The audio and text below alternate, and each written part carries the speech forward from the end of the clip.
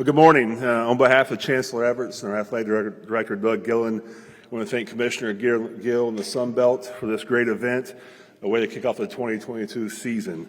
I want to welcome Marshall, James Madison, Old Dominion, and Southern Miss into the best non-autonomy conference in the country. The new Sun Belt has like-minded institutions, regional rivalries, passionate fan bases, winning football traditions with a commitment to excellence. And we brought two great ambassadors here for our university and for the Sun Belt, and Chase Bryce, our starting quarterback, and All-American corner, Stephen Jones, both college graduates. Very proud of that. We returned 11 starters from last season. 9 of those starters were first-team all-conference players. On offense, we returned 4 out of the 5 starting offensive linemen, our starting quarterback, all of our tight ends, and running backs. We have a young receiving corps this year. We lost 4 receivers to the National Football League. They are all in training camp right now, but we're very excited about the young guys we have in that room. We've recruited very well at that position.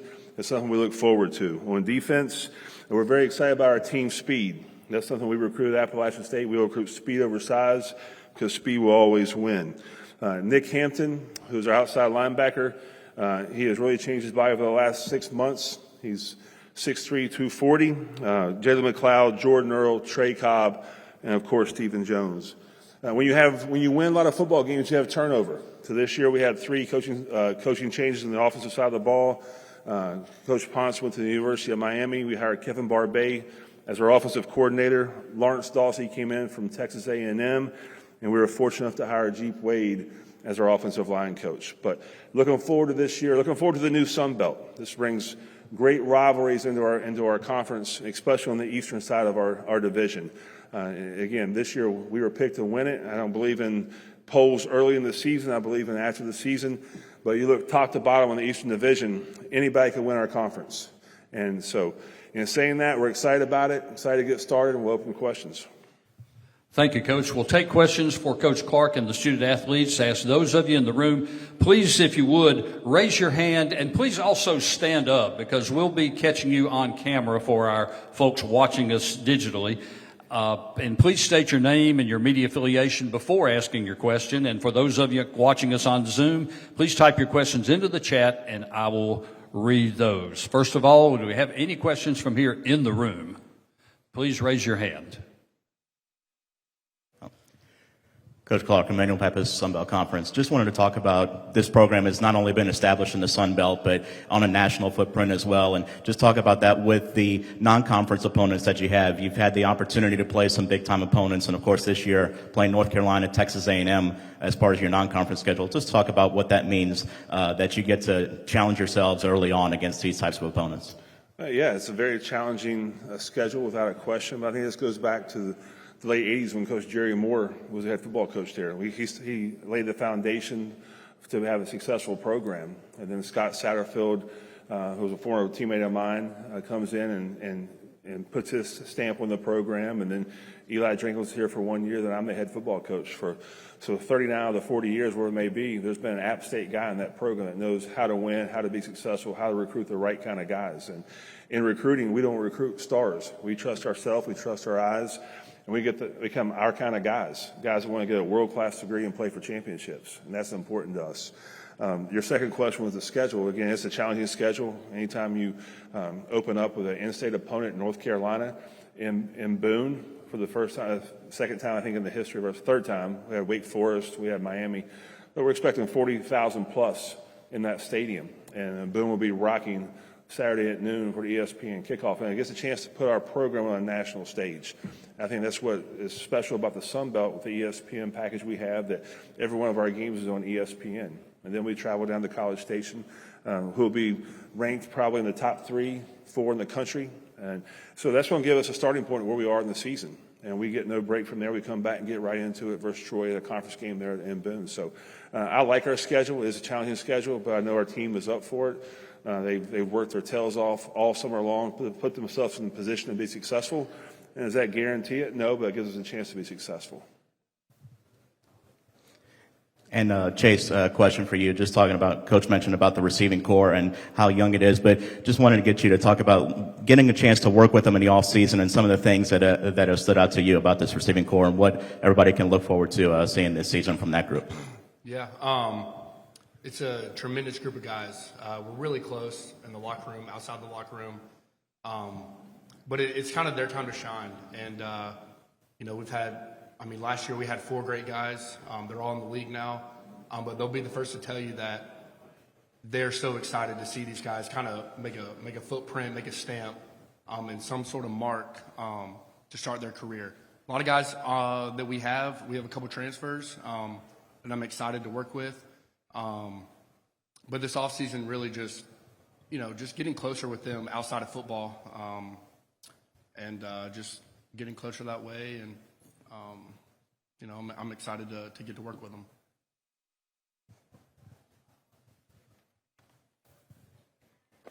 Hey, Coach. Charlie Krause, Coach and Crew Show. Your backfield is pretty loaded with Cameron and Nate. How do you balance the play calling for each to still feel like they're contributing heavily and it's a 1-2 punch? And just talk about your backfield, if you could, please. We have a very deep room in the running back room, and we tell our team all the time we have one football. And everybody wants the football, but we're returning 2 1,000-yard rushers in Cam Peoples and Nate Noel, and people forget about Datrick Harrington. Some may say that Datrick was probably the best of all 3 before he was injured his knee a year and a half ago, and then we were able to go out and get a transfer in Monty Marshall from Wake Forest University, who's a big back like Cam Peoples, and we have the all-time leading rusher in high school history this past year, and Kanye Roberts coming in. And another undervalue is Anderson Castle. So we have 5, 6 guys can play most anywhere in our conference at running back. So we're very stacked there as a receiver position. There's only at the running back position, but again, we have to throw the football also. So we'll be creative. There could be times you see 1 back, 2 backs, 3 running backs, maybe 4. We don't know. Coach Elliott's trying to see what we're doing over here, so I got to be careful what I say. Do have a question from Zoom for both Chase Bryce and Stephen Jones Jr. The question is, with the new conference alignment, you're going to be playing a lot of opponents that might be unfamiliar. What are the challenges in facing new opponents, especially in conference play? Just going to go watch the film on some guys we haven't seen before. It's not the same teams we've been playing the last 4 years. It's some new teams, so get in the film room and get to work. Yeah, I think it's a great opportunity for these schools to be added to the Sun Belt. It's my 2nd year, so it's already changing. It's already new, but I think it'll be fun, and I think it's a great opportunity for everybody in this conference. Coach, if you'd like to expound on that same thing. They might be unfamiliar. I'm not. We go back when I played here in the early 90s at Appalachian State. Some of the best games I've ever been a part of were Marshall and Appalachian State. And you go back to the late 80s, early 90s, whoever won that game was they were in the catbird seat to win the conference. And then, you played James Madison when I was a player in the playoffs. And just the way they play football there. And Coach Ignatius done a fantastic job of establishing his program, how he wants it done. And we've had a chance to watch James Madison on crossovers games this past year, last 2 years, and they have players who can play anywhere in our conference and some in the country. They have outstanding linebackers, a good quarterback, a really good offensive line, and they play the game the right way. We've played Old Dominion twice now since I've been back to App, and again, talk about those games. I'll never forget in 2016 they came to Boone, and it was a sold-out game. It was beautiful. It was our whiteout game. There was 30,000 fans there. So that's, to me, and I said this earlier, regional rivalries. I think that's good for our athletic department. It's good for our fan base. Our fans can drive to any game on the eastern side within 4 or 5 hours. And I think when you play in front of great traditions like Marshall, Georgia State, Georgia Southern, Coastal, the list goes on, James Madison, those are big-time games. That's why you go to college and play in front of those big-time games. And I think we're not going to Idaho anymore, and we're not going to New Mexico State. We're going to Huntington, West Virginia. We're going up to James Madison, Georgia Southern, Coastal Carolina with passionate fan bases. And it's good for our schools. It's good for our conference in the Sun Belt.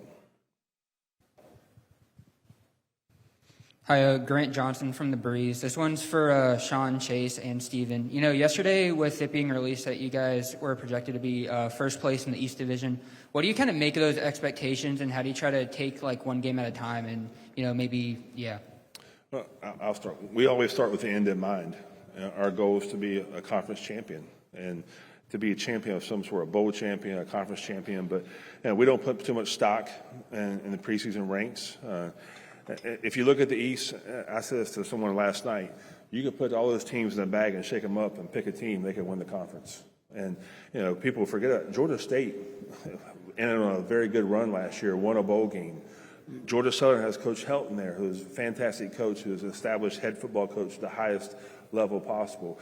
Coach Chadwell at Coastal Carolina, Coach Ignetti, Coach Rain. I mean, the Eastern Division will be the toughest, and this is my humble opinion, the Eastern Division will be the toughest conference in the group of five.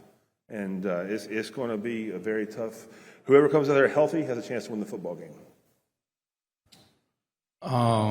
Preseason is great and all, but it doesn't win you anything. You said it best. It doesn't. Preseason doesn't really mean nothing, to be honest.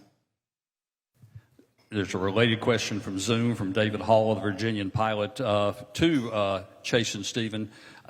What do you think about being picked to finish first, and does that add any pressure?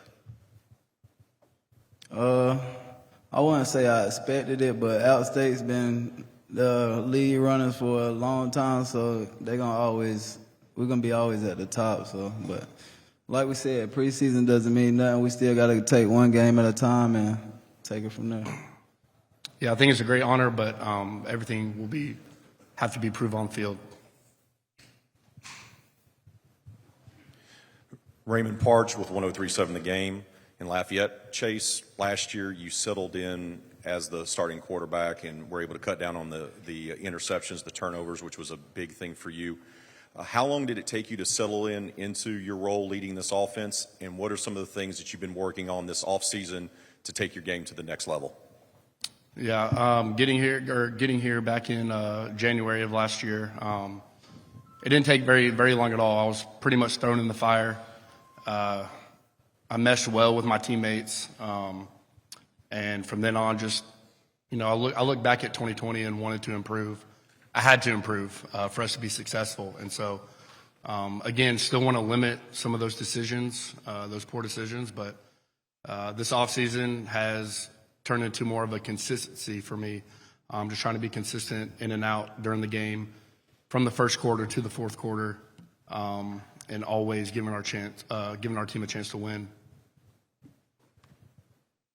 Yeah, Sean Ted Lewis from the New Orleans Advocate and Times-Picayune. Also, this is for Chase.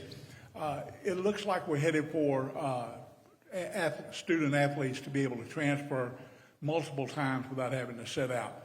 Do you see this as a benefit for maybe your program and the Sun Belt in general, or does it mean that you might be losing more players? And Chase, as someone who benefited from that, what do you think about the opportunity to not have to sit out? Great question. Am I a fan for it? I'm not. Has it helped us? Yes, it has. It really has. It's helped us a bunch.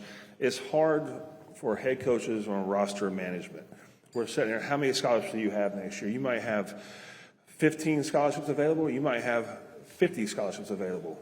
And that's the thing we have to figure out as far as what gives us the best chance to really have our roster management done. We meet on roster management every single morning. And it drives our coaches crazy, but it's swinging. Every day something changes. I want to come back. I don't want to come back. Well, who knows? They're talking to someone else when the season's over. I mean, we just don't know, and they can leave. I do believe, if talking to our commissioner and our Sunbelt meetings, there's going to be a 2 windows that you can transfer. I hope that passes. That would help us tremendously. But you have to change with time, and we're adapting. And so we'll adapt as the rules change, and we'll be at the forefront of this thing and use it to our advantage to be successful. I'm a 2-time transfer. It's benefited me. It wasn't in the plan to transfer, but I wanted to get a degree and graduated in 3 years. And so and I'm going to graduate this December again. And I think that it has its pros and cons. I wanted to graduate, and I felt like that was the right way, in my opinion. But ultimately, that's just what I think. So it's not up to me. Mitchell Gladstone, Arkansas Democrat Gazette. Chase, you've transferred twice now, but this is your second year going into it, and you touched on a little bit of how you noticed the differences in what you're trying to do. I'm curious, going into this second season, what have you done in terms of trying to get more comfortable with that group, be it football wise or non-football wise, and how as a quarterback do you notice those differences from entering off-season 1 to entering camp 2? Yeah, good question. Just hanging out, going out to eat, having our Wednesday night meals, playing, on the field, cornhole. When we're not talking about football, like I just want to be kind of like with them, just like in the moment, whatever it is. Hang out with them outside, go to the river. And then when we start getting back into the football, this grind is going to transfer over and, improve our chemistry. I feel like I already have great chemistry with my guys. That was never in question when I got here. They've all had a lot of reps. A lot of them have played. It's just they're not as known yet, and that's great. It's great for me because they're hungry, and we all want to be great. I have a Zoom question for Stephen Jones Jr. Stephen, Coach made reference to the all-new receiving core. As a defensive back who worked against them in the spring, what's your opinions of your new receiving group? Yeah, man, like Chase said, all them boys they unknown, but they've been sitting in the back seat, been ready for this chance, and they're gonna hit the field running. I think these guys been waiting so long, and just like me, I've been sitting behind some good guys, and once my time came, I showed it, and I think those guys gonna do the same. I'll hear that also with Stephen Jones. He mentioned that he sat behind some great players, and those guys were in NFL camps. And just like our receivers and Stephen both, when the time came, they were ready. The moment wasn't too big. And probably the biggest thing I'm more proud of with Stephen Jones is he's a college graduate, and no one can take that away from him. He's an All-American college graduate. He represents our university and this conference in a great way.